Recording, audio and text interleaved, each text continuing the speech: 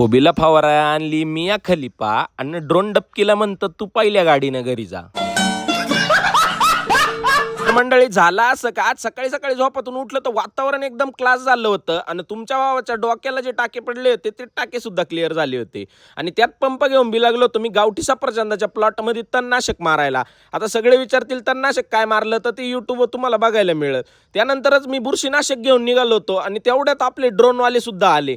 तर आता आज आहे ना आपण आपल्या कोबीसाठी डायरेक्ट ड्रोन फवारणी करणार आहे. तर ती कशा पद्धतीने होती काय ते तुम्हाला दाखवतो. पण तुम्हाला यांना कॉन्टॅक्ट करायचा असेल तर यांचा कॉन्टॅक्ट नंबर देतोय, त्यांना फोन करा. सिन्नर तालुक्यात कुठे ड्रोन अवेलेबल होईल बरं का. त्यानंतरच आपल्या विशाल भाऊनी ड्रोनच्या सगळ्या टेस्ट पूर्ण करून घेतल्या. विशाल भाऊ म्हणे आता औषध काढवलं तर काहीच हरकत नाही. त्यांनी घेतल्या पहिले लगेच खलिफाची बाटली हातात घेतली. म्हणलं नेमका तुमच्या मनात विचार काय आहे गाड्या. त्यात मी लगेच म्हणलो बांबू डाल के बारीक कुटना घ्या बाहेर रात को आनंद लुटना.